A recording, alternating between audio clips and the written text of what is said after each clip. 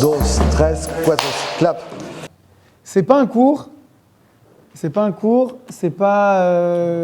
une conférence non plus entièrement. C'est pas non plus une conférence universitaire très sérieuse, etc. Mais c'est pas une discussion dans un bar en face à face avec une anglaise. Oui, il y en a qui comprendront. Je crois que j'ai failli donner une crise cardiaque à une anglaise, enfin une britannique universitaire bref. On en parle une autre fois, c'était marrant. Bon, ok. Je conçois cette intervention comme une sorte d'introduction à une introduction qui viendra en septembre-octobre du séminaire Clausewitz qu'on ouvre à Paris 8, peut-être en partenariat avec le HESS et en lien avec un groupe plus informel qui n'a pas de nom. Donc il y a un séminaire Clausewitz qui va s'ouvrir à la rentrée et ici on peut considérer ce moment comme oui, une sorte de non pas de préquel, mais d'introduction à l'introduction. Je pense que le plus important pour commencer, c'est de dire pourquoi Clausewitz, qui c'est Clausewitz, quels sont les enjeux d'étudier Clausewitz, quels sont les enjeux d'ouvrir un séminaire sur Clausewitz. Bon, Clausewitz, il est souvent appelé par périphrase le général prussien, mais disons simplement que c'est un homme prussien né en juillet, je crois que c'est le 1er juillet 1780, et mort le 16 novembre 1831 du choléra. Il me semble, c'est 2 jours après Hegel, de la même maladie. Il est né 10 ans après Hegel, il meurt 2 jours après lui. Clausewitz est considéré par les militaires comme le plus philosophe des théoriciens de la guerre, donc en fait comme un philosophe de la guerre. Quand je dis les militaires, c'est très générique, disons c'est la doxa, c'est l'opinion commune qu'on a. Il est considéré en revanche par les philosophes comme trop militaire pour être philosophe, trop incohérent, parfois inachevé. Mais bon, ça ce sont des anciennes positions qu'on tenait sur un livre qui a la particularité de ne pas avoir été fini, donc un livre incomplet, von Kriege, de la guerre, Karl von Clausewitz, un livre constitué de 8 livres qui n'ont pas du tout le même statut. Aujourd'hui, nous, on va se concentrer sur le premier chapitre du premier livre qui a la réputation, et c'est Clausewitz lui-même qui le dit, rappelé par Raymond Aron dans Pensée Clausewitz, l'âge européen, a la réputation, ce premier chapitre, d'être parfait. C'est-à-dire que Clausewitz considérait que c'était le seul de tous les chapitres sur les 800 pages du livre, ce chapitre fait 18 pages, à être achevé. Donc, malgré les difficultés de lecture, les tensions qu'on peut trouver, on a le droit de se dire que ce chapitre est celui qui correspondait le plus à ce que Clausewitz voulait faire avec un écrit sur la guerre. C'est pour ça qu'on va commencer par lui. En plus, on a la chance, c'est le premier, du premier livre, premier chapitre. Et il est consacré, vous avez un document sous les yeux, à la nature de la guerre. Et on va voir quelle ambiguïté ça peut avoir de commencer par la nature de la guerre. J'ai envie de dire que ce premier chapitre, il est extrêmement intéressant aussi pour sa tonalité. Disons, on a le sentiment de commencer par une philosophie abstraite qui pose en quelque sorte un concept qu'il n'appelle pas comme ça dans le premier chapitre, qu'il appellera ça plutôt dans le livre 8, mais un concept absolu de la guerre, sa définition essentielle, sa structure interne, et puis progressivement, à chaque paragraphe, d'ailleurs c'est le seul chapitre qui est paragraphé, paragraphe 1, 2, jusqu'au 26, à chaque paragraphe, on avance de plus en plus vers une précipitation, on se précipite dans l'histoire, dans la réalité, dans l'histoire empirique de la guerre, dans ce qu'il appelle la modification de la guerre. C'est-à-dire qu'à partir d'un certain point, on n'est plus dans l'abstrait, on n'est plus dans la philosophie conceptuelle de la guerre, et on passe dans un concept réalisé, un concept qui est réel, teinté de réalité, d'histoire, un concept modifié. Et ça va être très difficile de comprendre ce passage, je ne pense pas qu'on va le comprendre, mais on va au moins poser les difficultés. Pour comprendre les difficultés de ce passage, donc de la guerre qu'on va, pour pour commencer, appeler guerre absolue, et on va distinguer de la guerre réelle, pour simplifier. J'ai envie de vous lire une petite note avant l'ouvrage, une petite note qui est dans la... Non, c'est la préface, pardon, excusez-moi. Elle est intéressante, cette préface, parce que d'une certaine manière, elle montre que c'est dans sa méthode elle-même, ou c'est dans sa manière de justifier son travail, que le lien entre l'absolu, la guerre conceptualisée dans son essence absolue, et la réalité, la guerre historique, la guerre modifiée, eh bien, ce passage de l'un à l'autre, c'est à la fois une continuité et une rupture. Et il le dit assez clairement à propos de sa méthode. Il dit « Les propositions du présent ouvrage et l'architecture serrée de leur nécessité interne reposent sur l'expérience ou sur le concept de guerre lui-même comme point de repère extérieur, de sorte qu'elles ne sont pas sans fondement. » C'est-à-dire qu'il commence par nous dire que toutes les propositions du livre ont ou bien lien à l'expérience, les guerres, à l'histoire de la guerre, à l'historiographie guerrière, ou bien au concept de guerre lui-même, qui est un point extérieur de référence. Et donc, on pourrait se demander, extérieur à quoi? Extérieur à l'histoire? Ou est-ce que le concept de guerre est lui-même historique? Ouais, à mon avis, il faut d'abord distinguer. Donc, il dit lui-même que ces propositions théoriques sont liées sur deux jambes qui ne sont pas totalement articulées. Et il se trouve qu'il nous dit assez clairement qu'en fait, c'est potentiellement pas possible de le faire. Je vous lis un peu plus haut. L'auteur ne s'est jamais dérobé aux conclusions philosophiques, c'est-à-dire qu'il a essayé de tirer les conclusions et les implications philosophiques de son concept abstrait de guerre, mais lorsqu'il a vu le fil s'amincir exagérément, il a préféré le rompre et le rattacher aux phénomènes qui correspondent à l'expérience. Et c'est peut-être là, dans l'idée de rompre le fil des conséquences et des implications logiques du concept abstrait, pour retrouver l'expérience, qu'on a la difficulté de l'articulation entre guerre absolue et guerre réelle. Ça va pour l'instant? Vous me suivez? Ok. Donc, on a ce premier problème d'articulation. Je vous l'ai dit, c'est le chapitre, le premier et le seul qui est considéré comme achevé et qui correspond le plus à son attente. En même temps, tout l'ouvrage est hétérogène. Il y a des chapitres que Clausewitz dit ce ne sont que des notes ou des brouillons. Et donc, ça se prête à une énorme indétermination, une grande incertitude sur le sens, ce qu'il voulait faire, etc. Ça demande un travail quasi philologique, et ce n'est pas ce qu'on va faire.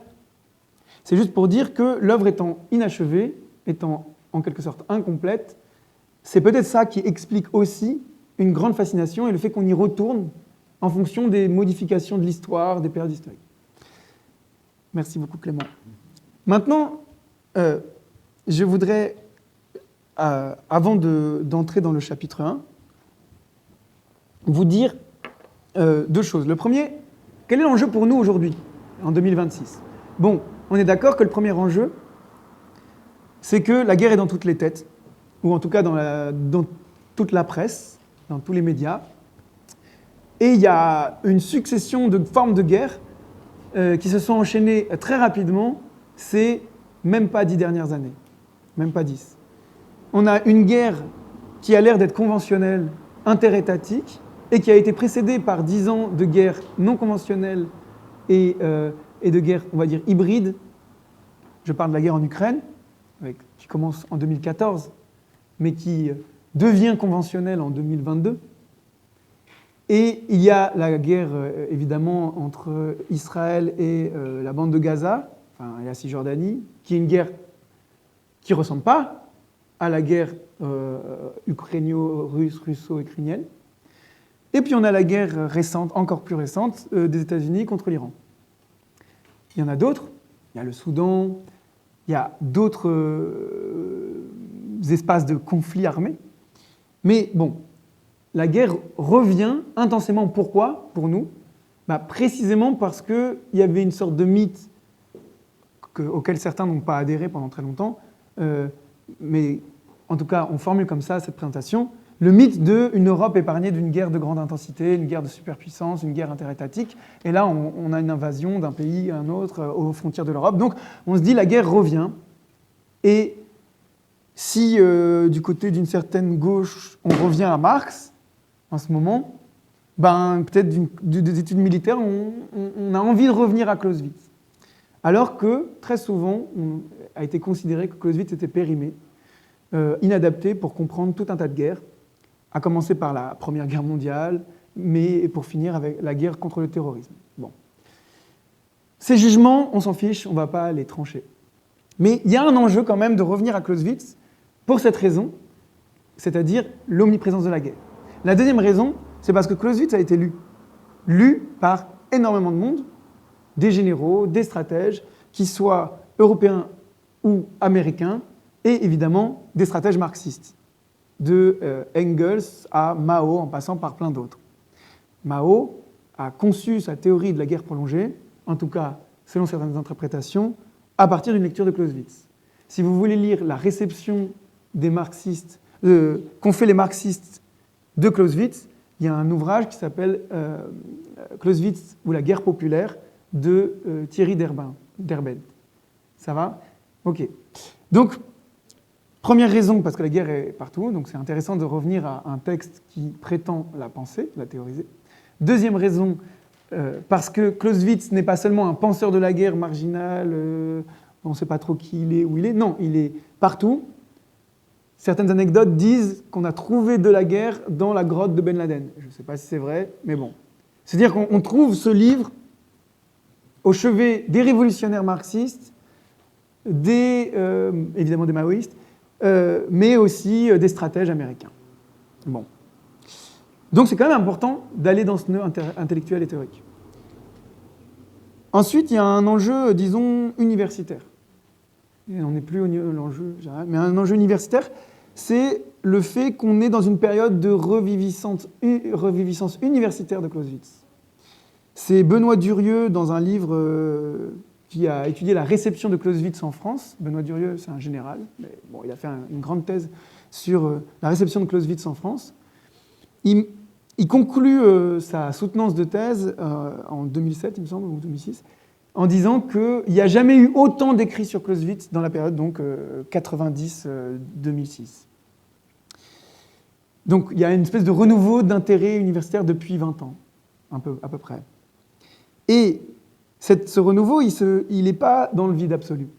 Il est dans des vagues de réception, c'est-à-dire des vagues de choix d'un thème ou d'un aspect prédominant de l'œuvre qui intéresse ceux qui reçoivent et qui lisent Clausewitz. Je vais vous récapituler ce que nous dit Benoît Durieux. Benoît Durieux, il dit que Clausewitz, le livre de Clausewitz, il est formé à peu près en 1832-31, après sa mort, quoi. Il est rassemblé par sa femme, qu'il aimait énormément, avec qui il a eu un amour extrêmement fidèle pendant des années, et qui rassemble son ouvrage et le fait éditer. De 1830 à 1870, c'est une période dont je n'ai pas très bien compris ce qui prédominait dans la réception, donc je vais la laisser de côté. Mais il me semble, ce qui prédomine, c'est d'abord qui est ce théoricien de la guerre, qui est philosophe, mais en même temps pas aussi géomètre que les anciens, c'est-à-dire que ceux qui venaient avant lui faisaient une mathématique de la guerre, et lui, il fait une philosophie de la guerre, c'est pas du tout la même chose. Il est moins dans l'esprit des Lumières, c'est-à-dire du XVIIIe siècle, où on rationalise la guerre à l'extrême et on fait des calculs d'angle stratégiques sur le champ de bataille pour savoir quel est l'angle dans lequel on gagne ou on perd. Alors que Clausewitz, 1830, il meurt, il est dans une période post-kantienne, imprégné d'idéalisme allemand ou de romantisme allemand. Il aime beaucoup Schiller, il parle de Goethe avec son amour. Enfin, c'est une philosophie de la guerre, mais ce n'est pas une philosophie rationaliste et géométriste. Enfin, il y a du rationalisme chez Clausewitz, bien entendu, mais pas au sens d'une géométrisation de la guerre. Il ne fait pas un traité géométrique de la guerre. Donc, de 1830 à 1870, en France, on le reçoit un peu comme quelque chose d'étrange. En 1870, vous savez, c'est la défaite napoléonienne de Sedan, puis c'est la Commune. Et en quelque sorte, c'est une période où on se moque des Prussiens, puis on dit oh là là, en gros. Mais ce qui nous intéresse, c'est la période de 1870 à 1930, où on va s'intéresser à Clausewitz pour les vertus et les forces morales. C'est-à-dire ce qui va être intéressant dans le livre de la guerre pour la période 1870-1930, c'est la question des forces morales, des vertus guerrières, c'est-à-dire l'aspect psychologique de la guerre. Ok ? Pourquoi ? Probablement des suites de la défaite. On se dit, on a manqué de nerfs. Et donc, ce qui va nous intéresser en lisant Clausewitz, c'est le nerf moral, la vigueur. Après, en 1930 et 1990, c'est la période, disons, qui est la plus connue, c'est celle qui, au fond, est la plus spontanée quand on parle de Clausewitz à des gens qui connaissent un peu. C'est-à-dire que de 1930 à 1990, donc sur quand même 60 ans, ce qui va être le plus important, c'est la formule, la fameuse formule. Est-ce que vous savez ce que c'est la formule clausewitzienne ? La formule clausewitzienne, c'est l'idée que la guerre est la continuation de la politique par d'autres moyens ou par un mélange d'autres moyens. La guerre est la continuation de la politique par d'autres moyens. Ça, c'est la formule. C'est cette fameuse formule que les étudiants en philosophie ont souvent abordée à l'envers via Foucault, qui dit qu'on va retourner la formule clausewitzienne pour en faire un opérateur analytique des relations politiques comme guerre. Eh bien, de 1930 à 1990, on s'intéresse à cette question de l'articulation entre politique et guerre, subordination de la guerre à la politique. Politique qui détermine les fins, la guerre qui est le moyen de ces fins. D'accord ? De même que la politique, par la diplomatie, maintient des échanges et commerce avec les autres États par des notes diplomatiques, la guerre est une manière de communiquer et d'échanger avec les autres États, mais par les boulets de canon et les coups. Donc c'est une autre manière de continuer la politique, c'est un autre moyen. Ça, c'est ce qui va intéresser en particulier Raymond Aron, mais ça commence assez tôt. Pourquoi 1930 ? Dans cette période, il y a des articles qui vont paraître, qui vont commencer à philosopher Clausewitz. Il y a un auteur italien, Benedetto Croce, qui écrit un article dans la Revue de métaphysique et de morale, dans lequel il va dire les philosophes ne se sont pas assez intéressés à Clausewitz, il faut s'y intéresser. Il faut s'y intéresser parce qu'il faut avoir une vision moins ridicule de la guerre, moins superficielle. Il écrit dans sa retraite surveillée par le régime fasciste, en tant qu'ancien ministre et parlementaire du régime italien. On est à l'époque du fascisme italien de Mussolini. Et donc de 1930 à 1990, on s'intéresse à cette question politique-guerre. De 1990 à 2007, ce qui va intéresser les interprètes et les lecteurs, c'est l'incertitude. C'est le Clausewitz de l'incertitude. C'est-à-dire que pour Clausewitz, il y a une question qui est importante, qui est l'idée que la guerre est fondée bien plus sur le calcul des probabilités, le hasard, la chance, que sur une loi prévisible des reins. À tel point qu'il y a une phrase très belle du livre 8, il me semble, dans laquelle il dit « En fin de compte, il faut se préparer à faire la guerre comme elle viendra. » C'est-à-dire déterminée par les circonstances du moment. C'est-à-dire qu'on ne peut pas vraiment anticiper la forme ou le genre de guerre qu'on va devoir faire, même si c'est sujet d'interprétations différentes. Chez Clausewitz comme la guerre est une demi-chose, où on peut être plus ou moins la guerre, ou des expressions qui vont dire que la guerre est un caméléon. Bref, des expressions qui tendent à dire que finalement Clausewitz a une conception hybride de la guerre, et qu'au lieu de se dire post-clausewitzien quand on pense la question de la guerre hybride, même si ça a une définition très différente, on peut trouver chez Clausewitz ce genre d'outils intellectuels pour comprendre l'hétérogénéité interne des guerres et un certain degré de duplicité interne des guerres. Mais ça, c'est juste une hypothèse jetée maintenant avant le début d'un séminaire, donc on verra à la fin du séminaire si on aura toujours les mêmes idées. Ok, donc ça c'était juste pour contextualiser dans la réception universitaire en France. Maintenant, j'essaie de retrouver le fil de mon exposé. Oui, on va étudier donc le premier chapitre. Le premier chapitre, lui, qui porte sur le livre 1 qui s'appelle La nature de la guerre et le premier chapitre, Qu'est-ce que la guerre ? Vous pouvez ouvrir le document. Ce chapitre, il est l'enjeu on va dire, deux interprétations antagonistes, diamétralement opposées. Il est l'enjeu de deux lectures totalement contraires, qui sont contraires mais qui n'appartiennent pas au même plan d'interprétation. En 2006, René Girard et Benoît Chantre ont fait paraître une discussion entre eux sur Clausewitz, intitulée « Achever Clausewitz », dont l'enjeu était de, principalement, il me semble, retrouver chez Clausewitz les concepts de René Girard.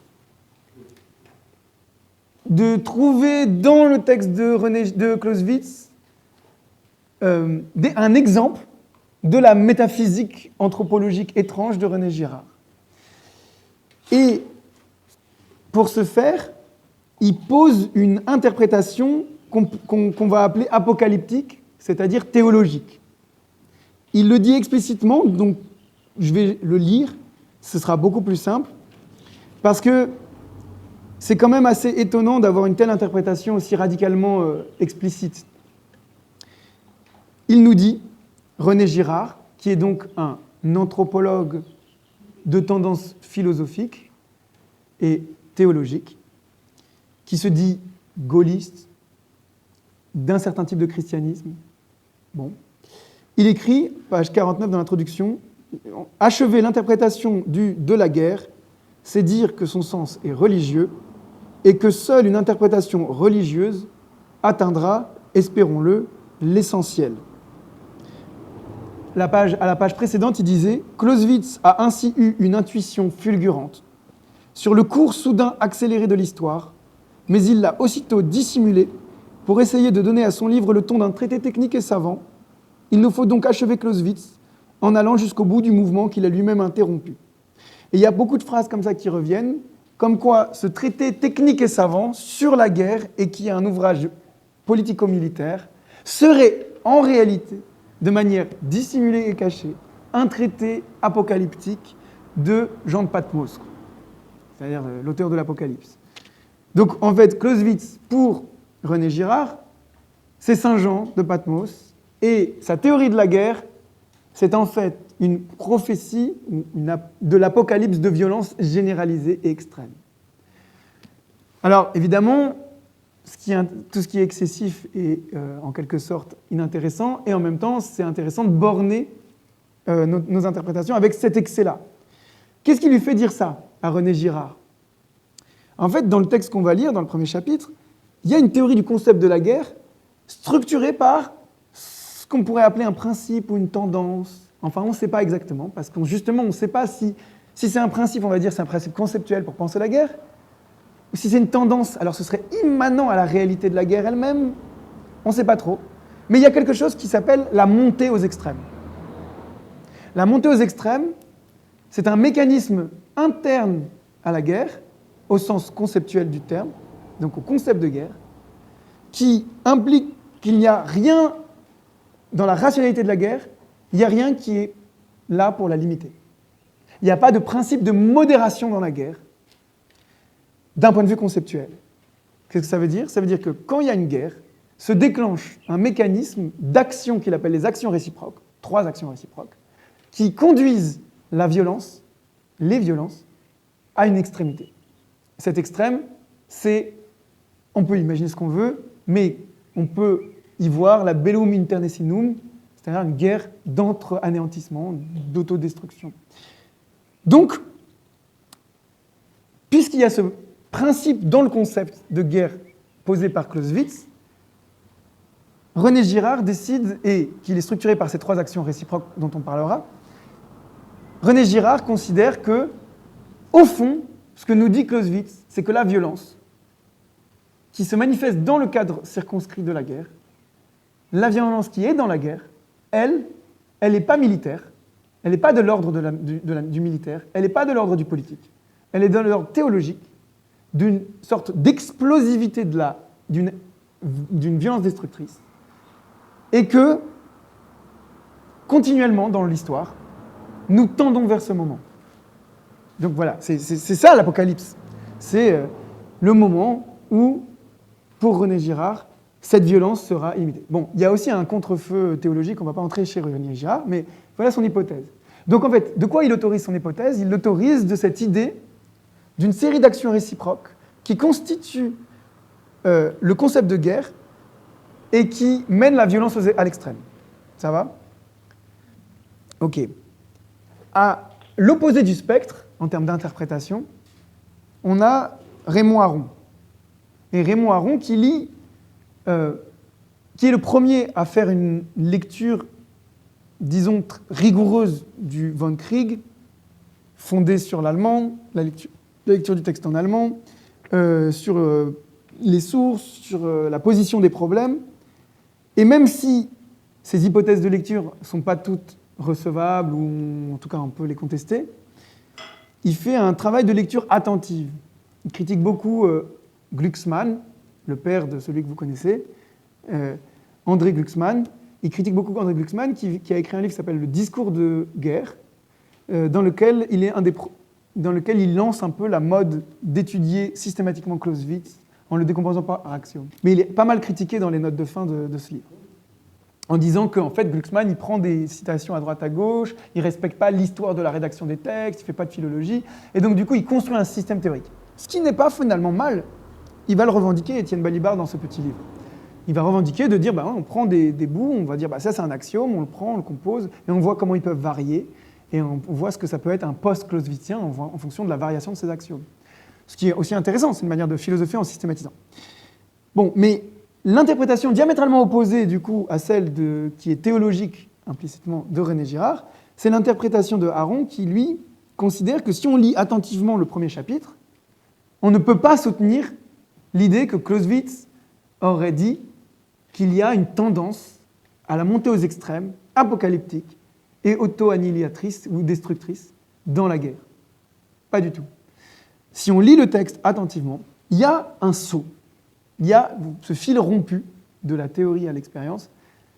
Et ce fil rompu de la théorie de l'expérience, c'est celui de la modération dans la guerre. Alors même que dans les premières parties, il va dire on ne peut pas introduire un principe de modération dans la philosophie de la guerre, ce serait absurde. Il y a une absurdité d'introduire un principe de modération dans la philosophie de la guerre. Il n'y a pas que la philosophie de la guerre. Il y a la théorie de la guerre, la théorie de la théorie de la guerre. Il y a l'observation. Et une des idées que se fait Clausewitz de la théorie, il le dit explicitement, c'est de ne pas produire une doctrine, mais une observation. La théorie, c'est une observation. Donc, la position de Aron se fonde sur ça.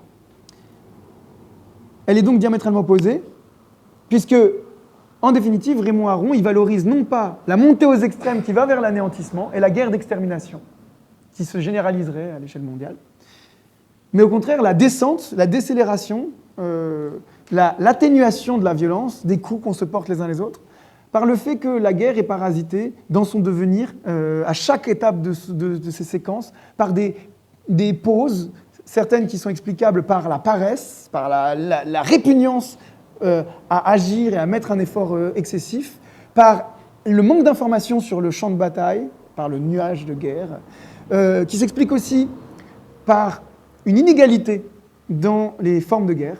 C'est pas la même chose de faire une guerre offensive et de faire une forme de guerre défensive, et elles sont inégales, et c'est cette inégalité qui peut bloquer le cours de la guerre et produire ce qu'on appelle une suspension de la guerre.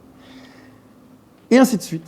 Il y a aussi, du coup, considérablement de hasard, d'incertitude, d'incomplétude dans la guerre, ce qui fait que pour Raymond Aron, il y a une atténuation lente de la guerre, et que finalement, Aron, il aurait une sorte de philosophie de l'histoire inverse implicite, je ne dis pas qu'il le dit comme ça, qui serait l'envers de René Girard, puisque René Girard, c'est vers l'apocalypse d'une violence généralisée, et qui est une descente vers ce que Clausewitz appelle bloße Beobachtung bewaffnete, c'est-à-dire la simple observation armée.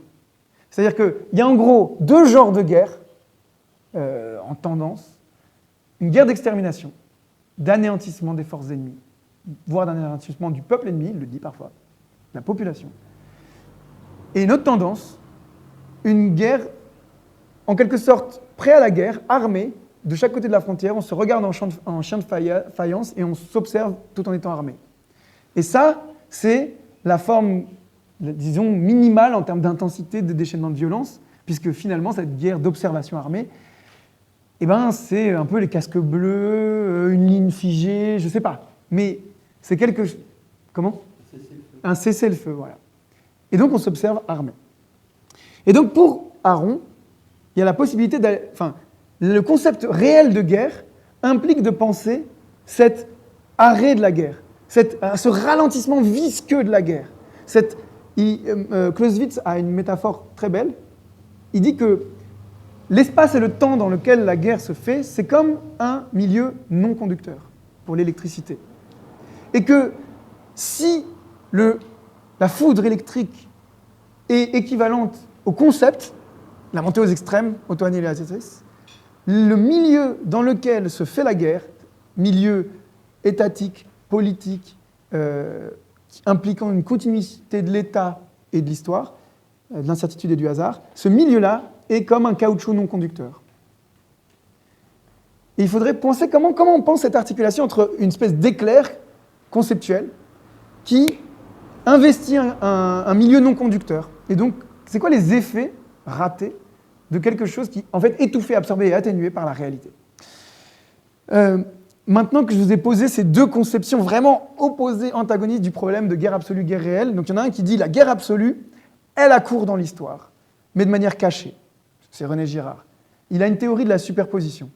Il va nous dire, oui, si on regarde l'histoire du dedans, eh ben on voit que si on est dans une guerre, eh ben oui, il y a de l'incertitude, il y a du hasard, il y a du milieu non conducteur, il y a des ralentissements, des pauses, des répulsions à agir parce qu'on ne sait pas trop ce qu'il faut faire. Et donc il y a un processus de non-réalisation de l'absolu, de retenue de l'absolu. Mais pour René Girard, le point de vue interne, il est insuffisant, il faut aussi un point de vue extérieur. Et du point de vue de l'extérieur, les deux antagonistes qui pensent la même chose et qui font la même chose, les deux ennemis, sont les mêmes, ils sont dans un rapport mimétique. C'est le concept d'imitation réciproque. Et si on regarde depuis l'extérieur, est-ce que c'est possible d'avoir ce point de vue extérieur ? Je ne sais pas, mais en tout cas, c'est le point de vue, disons, théologique de Girard. Là, on voit que, malgré tout, tous ces ralentissements conspirent en fait à une accélération de l'histoire, à une accélération de la violence et de sa généralisation. Vous pouvez l'interpréter de mille manières en regardant l'histoire du XXe siècle. Mais voilà.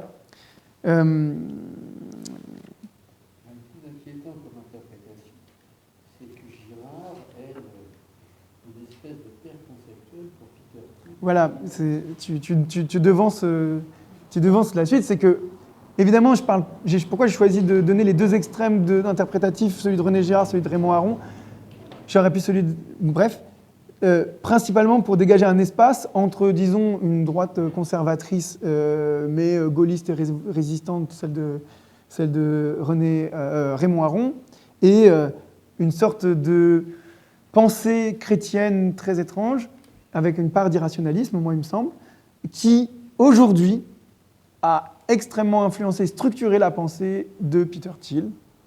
Peter Thiel étant le patron, quelqu'un qui s'est enrichi avec PayPal, et puis qui est le patron d'une boîte de surveillance mondiale incroyable que vous connaissez probablement, Palantir.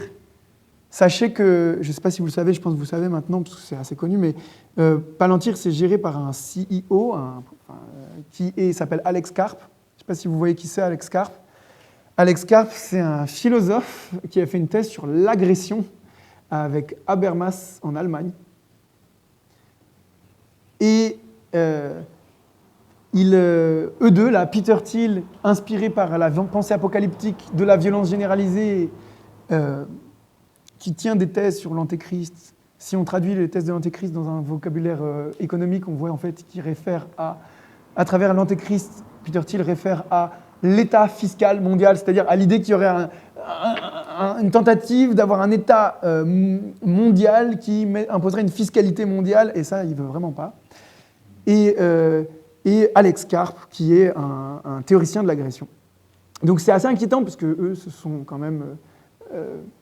c'est les logiciels de surveillance en France, c'est le logiciel Gotham, des logiciels qui ont été utilisés pendant la guerre à Gaza, des logiciels qui sont utilisés par l'ICE, pour repérer les migrants, les traquer, recouper.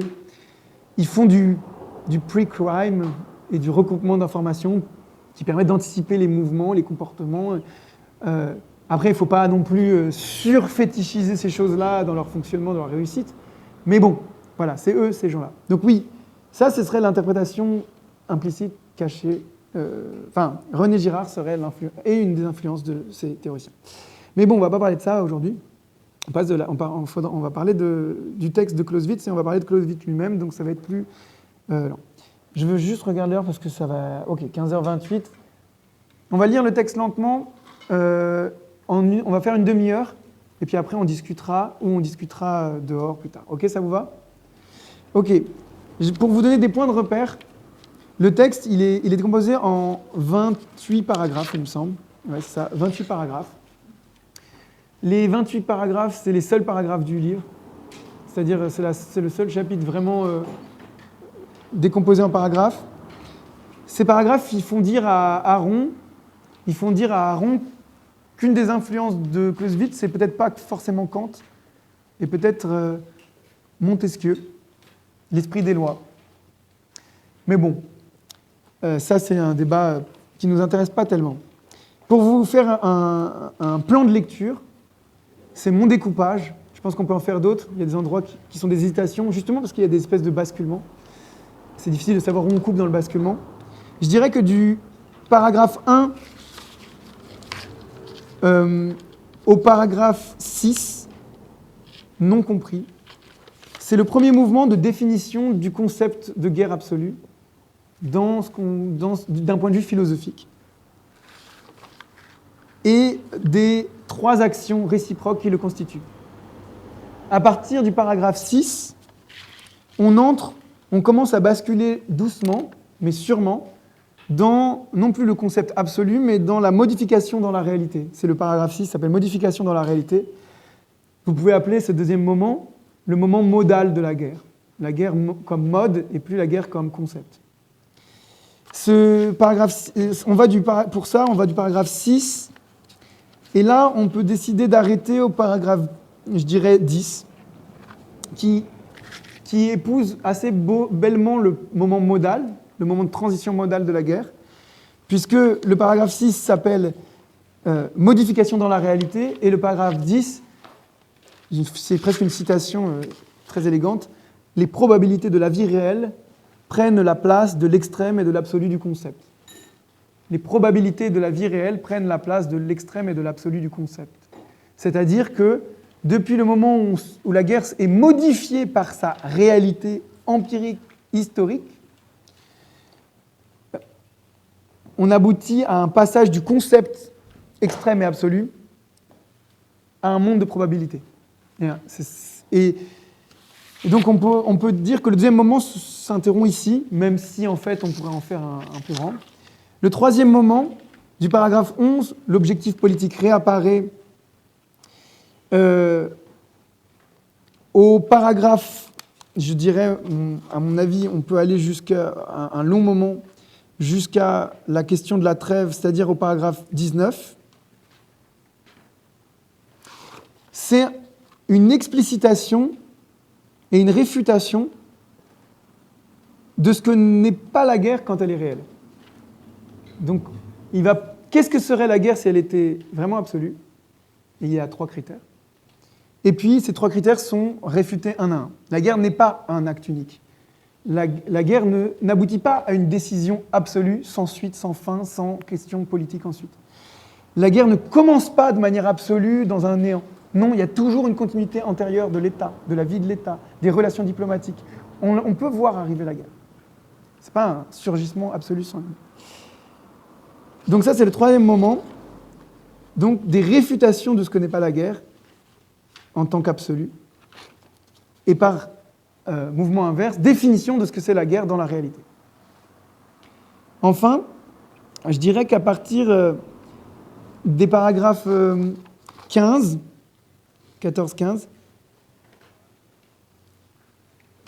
mais en fait même un peu avant, pardon, excusez-moi, à partir du 13, il aborde la question spécifique de comment c'est possible, étant donné que j'ai posé un concept de guerre absolue dans laquelle la montée aux extrêmes est inarrêtable, comment c'est possible qu'il y ait des suspensions des combats, comment c'est possible que la guerre s'arrête. Et il va donner 2 causes de cette suspension des combats. Comment ça se fait que la guerre peut s'arrêter, qu'il y a un point de suspension des combats. 2 causes. La première, c'est la différence entre les formes de guerre. Il y a la forme de guerre offensive et la forme de guerre défensive n'ont pas la même force, ni la même nature de fin ou d'objectif. La guerre offensive, elle est positive puisqu'elle veut conquérir un morceau de territoire, par exemple, mais elle est plus faible parce qu'elle ralentit dans son avance. Plus celui qui est à l'offensive avance, plus il est difficile d'avancer. Une espèce de principe de... Ce n'est pas le principe de friction tel que Clausewitz le conçoit dans le livre, mais on peut imaginer un principe de ralentissement. La forme de guerre défensive, elle est négative, puisqu'elle veut repousser l'ennemi et y répondre, anticiper le coup dans l'attente et y répondre, mais elle est négative, mais elle se fait souvent à domicile, donc un territoire connu, et tous les délais différents, tous les manquements de l'adversaire sont à l'avantage du défenseur. Tout le temps gagné, est gagné pour le défenseur et pas pour celui qui est à l'offensive. Et donc Clausewitz va dire que la forme de guerre défensive, elle est négative, mais elle est plus forte. Et donc la première cause de l'arrêt de la continuité de la guerre et de sa montée aux extrêmes, vers la guerre d'anéantissement, c'est cette différence entre les formes de guerre, différence qui va court-circuiter quelque chose qui existe, un autre principe, un principe que Clausewitz voit dans la guerre, qui est le principe de polarité. Qu'est-ce que ça veut dire ? C'est-à-dire que pour Clausewitz, et c'est assez classique, la guerre, du point de vue de ses objectifs, c'est souvent un jeu à somme nulle. C'est-à-dire, si moi je gagne, toi tu perds. Si j'ai 1, tu as 0. Si j'ai 0, l'autre a 1. Donc personne ne peut avoir 1-1 ou 0-0. Et ça, c'est le principe de polarité, donc le principe du jeu à somme nulle. Et c'est ce principe qui lui permet d'expliquer que l'équilibre entre les adversaires n'est pas suffisant pour expliquer l'arrêt des combats. En fait, ce n'est pas parce que les adversaires sont d'égale force que les combats s'arrêtent.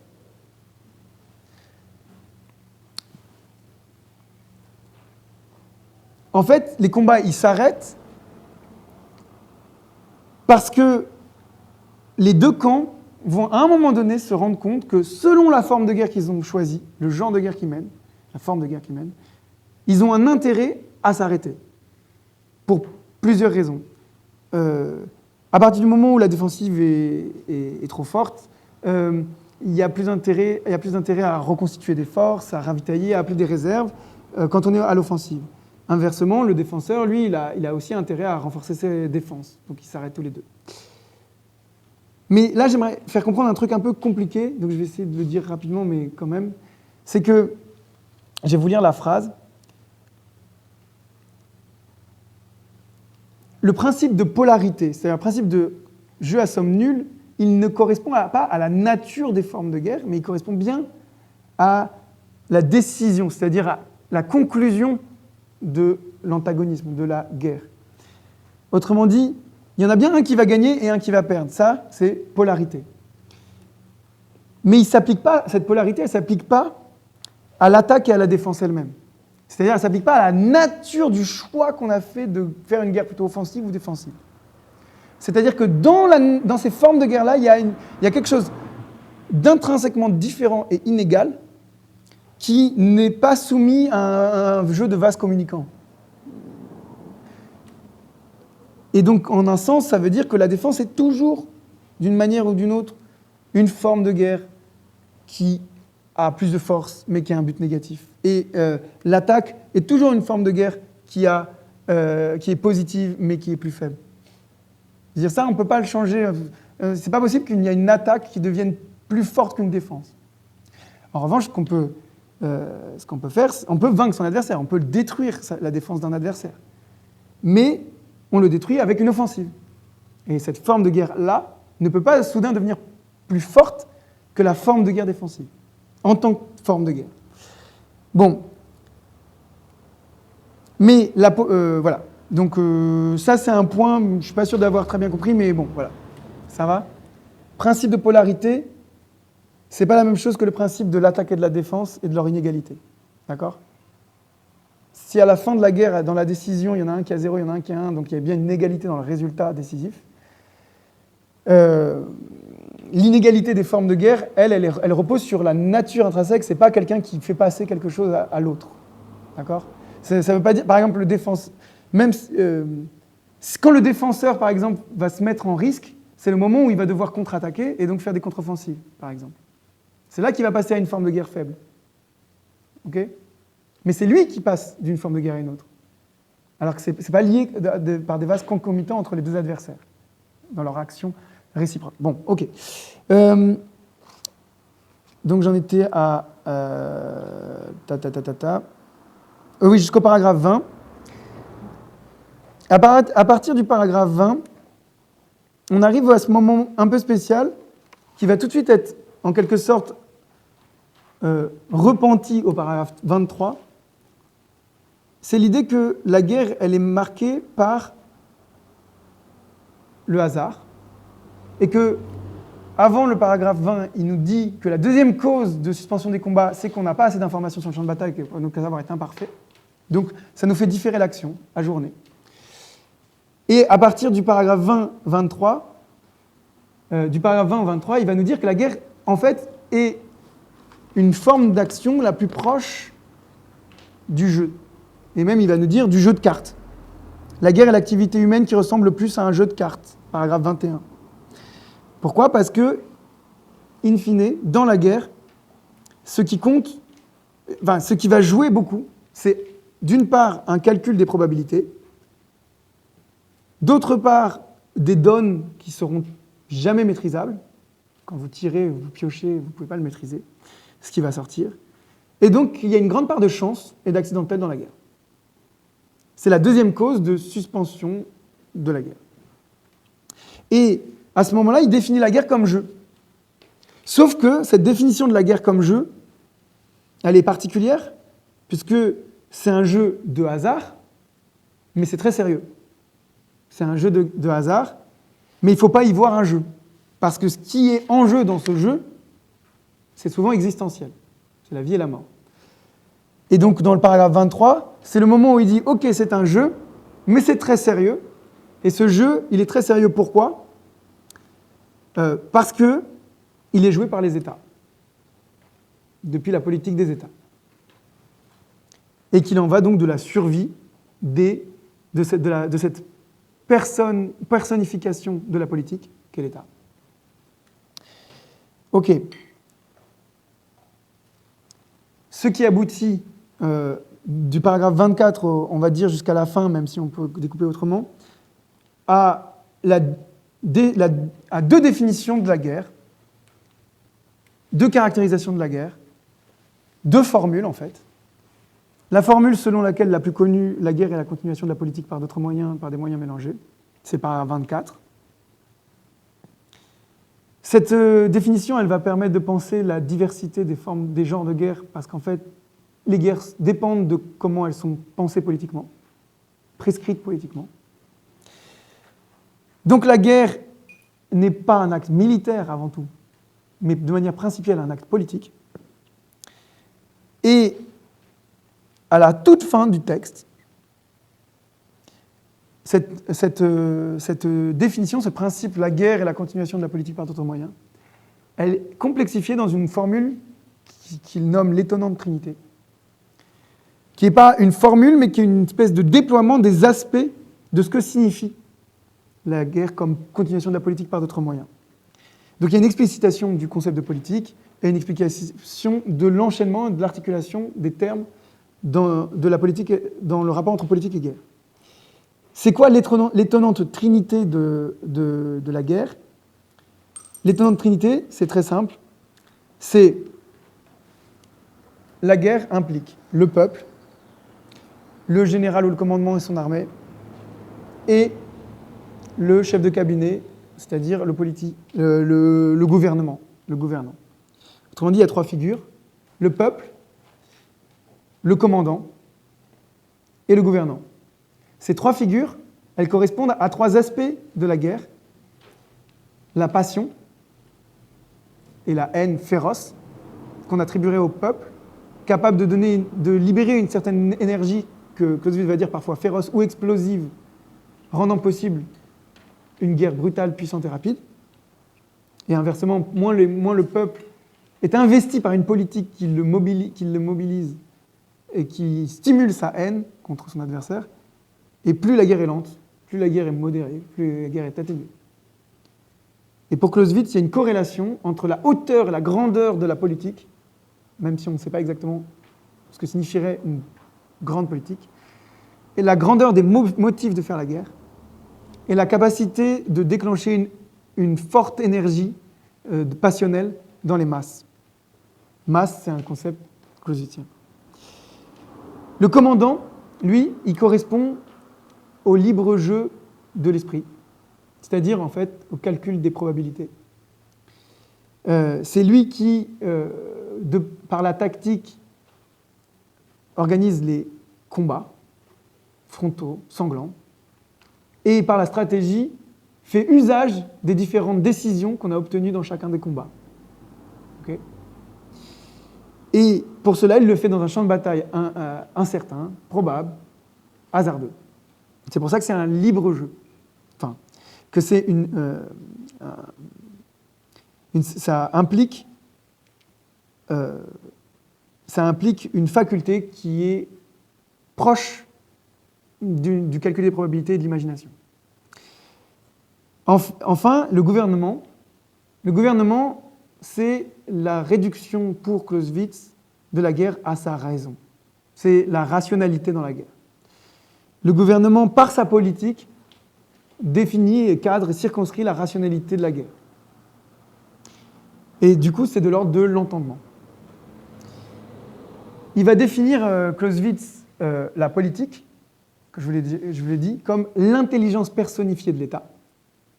Intelligence personnifiée de l'État.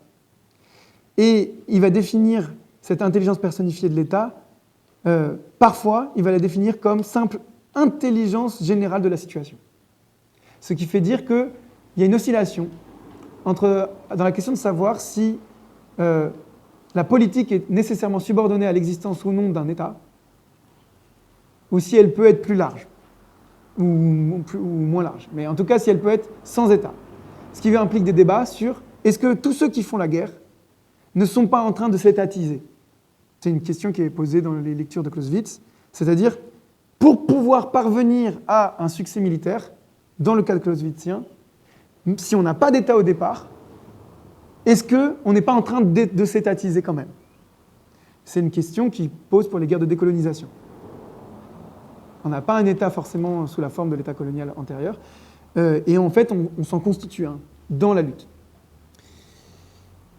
Donc, du 24 au 28, du paragraphe 24 au 28, on a la guerre comme simple continuation de la politique par d'autres moyens, et la caractérisation par aspect, selon la définition trinitaire de la guerre.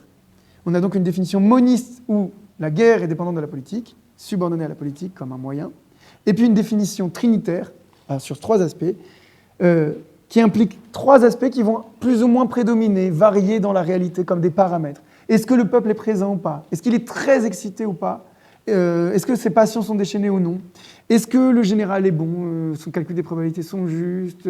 Quelle interaction il y a avec le gouvernement? Est-ce que c'est fluide en termes de chaîne de commandement, etc. Est-ce que la politique du gouvernement est timorée, résolue ou lâche? Et est-ce que son contenu est grand ou inférieur? Est-ce que ses motifs sont forts? Donc voilà, on va dire pour le cadre général de la lecture de Clausewitz, du premier chapitre, c'est-à-dire pour pouvoir l'aborder, il y a toutes ces entrées. Comme j'ai trop parlé et que j'ai un peu divagué, je n'ai pas envie de continuer tout de suite dans la première partie, mais je voudrais quand même conclure sur un truc intéressant.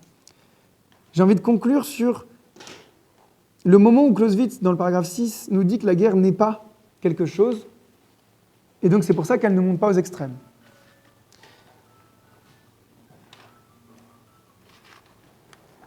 Si vous lisez le dernier paragraphe, avant l'énumération des 3 points, du paragraphe 6, il y a marqué « Quand on passe de l'abstraction à la réalité, tout est différent. Dans l'abstraction, tout devait être considéré avec optimisme. Dans l'abstraction, tout devait être considéré avec optimisme, et il fallait concevoir que chacun des deux camps ne tendait pas seulement vers la perfection, mais aussi y atteignait. » Autrement dit, au moment où il pensait le concept de guerre, c'est-à-dire au moment où il pensait qu'il y a une montée aux extrêmes par l'action réciproque de l'augmentation de la violence d'un côté, donc il faut augmenter la violence de l'autre, on augmente l'armement d'un côté, le désir de destruction de l'autre, donc il faut augmenter le désir de destruction de l'autre. Il ne faut pas différer et il ne faut pas être timoré, parce qu'en fait, si on l'est, l'autre prendra l'avantage. Donc, on ne s'arrête pas et on monte vers une violence explosive. Il nous dit que ça, ce serait possible si, en fait, les camps atteignaient la perfection. Mais on n'atteint pas la perfection dans la réalité. Et pour pouvoir atteindre la perfection, il faudrait que la guerre soit comme en suspension. Et il nous donne les 3 caractéristiques de la guerre en suspension. C'est-à-dire la suspension dans l'espace abstrait. 1. La guerre serait un acte tout à fait isolé, surgit brusquement et sans connexion avec la vie antérieure de l'État. Ce qui veut dire que c'est que la guerre pourrait être conforme à son concept si elle arrivait sans prévenir, si elle surgissait sans rapport avec la vie antérieure de l'État. C'est-à-dire s'il n'y avait pas de continuité entre l'État avant la guerre et l'État après la guerre. Or, la guerre n'éclate jamais de manière brusque et soudaine, de manière inattendue, ou quasiment rarement. Personne n'est dupe de ceux qui font « Oh, mon Dieu, on est attaqué ». Non, on le sait. On le voit bien, il y a une histoire. Il y a une histoire pratique. Et en un sens, quand il dit ça, si la guerre n'est pas tout à fait un acte tout à fait isolé, qui surgit comme un événement brusque dans la continuité de l'État en faisant une rupture, eh bien on pourrait dire, en un sens, que la guerre est avant la guerre. Elle plane d'une certaine manière déjà. Elle n'est pas encore militaire, mais elle est déjà là. Et donc on pourrait déjà tirer l'idée que pour Clausewitz, cette première affirmation permet de penser la guerre non conventionnelle ou la guerre hybride, ou la guerre avant la guerre, ou la guerre sous le seuil. Ce sont des concepts différents, mais rien que cette première phrase, elle me dit, en fait, la guerre, elle vient de la continuité de la vie antérieure de l'État. Ça veut dire qu'il y a de la guerre avant la guerre. En tout cas, on l'anticipe. Il y a une anticipation de la guerre. Il y a déjà quelque chose qui est comme un pré-état de guerre. Bon, deuxième point, si elle consistait en une décision unique ou en plusieurs décisions simultanées. Qu'est-ce qu'il veut dire par là? Il veut dire que la guerre serait absolue et conforme à son concept si la guerre, c'était une prise de décision à un moment qui prenait la décision et qui faisait toutes les séquences de la guerre en une seule décision. Or, il dit soit ça, soit si on prend plusieurs décisions, ce serait comme un ordinateur qui prendrait toutes les décisions dans la guerre en même temps, instantanément. Or, évidemment, pour lui, c'est pas ça. Dans la guerre, on prend une première décision et on évalue les résultats de cette décision en fonction de cette séquence et de ce que peut l'adversaire ou pas. Et autrement dit, on tâtonne beaucoup plus. Il y a plusieurs séquences décisionnelles successives et difficilement reliées entre elles de manière logique et nécessaire. Donc la deuxième raison pour laquelle la guerre n'est pas absolue, n'est pas conforme à son concept, c'est parce que les décisions sont déliées les unes des autres. Elles sont dans un rapport de succession et elles ne forment pas un tout systématique cohérent et déductif comme si c'était une implication ou une conséquence de la première décision. Et il faut toujours réévaluer, remodifier les décisions, à tel point qu'il y a des interactions entre la politique, la stratégie, la tactique, et des va-et-vient incessants. Troisième point, on finira avec lui, si elle entraînait une décision complète par elle-même, et si l'on n'avait pas tenu compte de la situation politique qui doit en résulter et réagir sur elle. C'est à la fois un peu obscur et en même temps la plus importante. On fait la guerre pour la finir. On fait la guerre pour la paix. Clausewitz, dans d'autres passages, pour des raisons différentes, dira tous ceux qui font la guerre, même offensive, ils disent qu'ils font la paix. Napoléon, il dit je suis pacifiste quand il attaque les autres. Et il a des bonnes raisons de le dire. Il dit en fait, si vous ne me résistez pas, il n'y aura pas de guerre. J'entrerai dans votre territoire et ce sera l'Anschluss de l'Autriche. Bon, ça, c'est Hitler. Autrement dit, s'il n'y a pas de résistance, s'il n'y a pas une forme de guerre défensive mise en place, c'est-à-dire s'il n'y a pas une politique de défense, si le pays que vous attaquez a une politique absolument sur le même plan que votre politique à vous, comme par exemple l'Autriche, on va dire, en 1938, lors de l'Anschluss, de l'annexion, si la politique de l'État que vous envahissez est inexistante ou, en fait, continue la même politique que la vôtre, quand vous attaquez, eh bien ça n'enclenche pas la mise en place d'une forme de guerre défensive, donc il n'y a pas de résistance, Et vu que la guerre, c'est une confrontation entre deux actions, une action de défense au moins et une action offensive, eh bien, il n'y a pas de guerre. Et donc, celui qui attaque et qui entre dans le territoire adverse, et s'il ne rencontre aucune résistance, la guerre ne commence pas. C'est intéressant. Mais bon, après, il y a plein de choses à débattre. Il y a un côté cynique, voire presque pervers de penser comme ça. Mais ce que Clausewitz remarque souvent, qu'une fin de la politique de guerre, bah, c'est l'obtention de la fin politique. Et la fin politique, elle se joue, bien sûr, dans ses objectifs subordonnés, genre prise de territoire, etc., mais in fine dans la paix. Et donc, on fait la guerre pour faire la paix. En tout cas, on doit achever la guerre dans la paix. Et qu'est-ce que ça veut dire faire la paix chez Clausewitz? Ça veut dire que la guerre se fait toujours en fonction d'une politique. C'est-à-dire, en fait, il y a toujours une politique.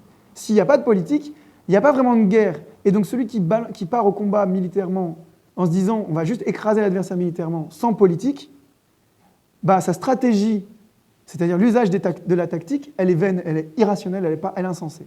Et il est probable, il est possible, que c'est la force de la politique qui fait la force d'une guerre. Voilà. Donc, ce dernier point, il est très important. Pourquoi? Parce que, du coup, ça veut dire quoi? La guerre n'est pas absolue. Pourquoi? Parce que, à la fin de la guerre, gagnant, perdant, anéantissement de l'adversaire ou quoi, s'il n'y avait pas de politique, eh ben, il n'y a pas de raison de la guerre, il n'y a pas de résultat de la guerre, il n'y a pas de vraie décision. C'est pour ça qu'elle nous dit, si elle entraîne une décision complète par elle-même, sans prendre en compte la situation politique qui doit résulter de la décision. Qu'est-ce que ça veut dire? Ça veut dire qu'en fait, on fait la guerre pour arriver à un moment de paix où une politique peut s'imposer, okay, qui n'est plus fondée sur le moyen guerrier. Okay. Donc voilà, c'est les trois raisons, à la fois qui définiraient la guerre absolue. La guerre absolue, ce serait une guerre qui éclaterait sans crier gare, de nulle part, qui serait prise simultanément de tous les côtés, c'est-à-dire la décision serait unique ou les multiplicités de décisions seraient prises simultanément.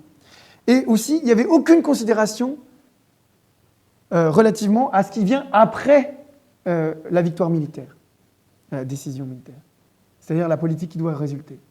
Et donc on pourrait imaginer que la guerre absolue, là c'est plus de la science-fiction, je veux finir là-dessus parce que c'est... Voilà.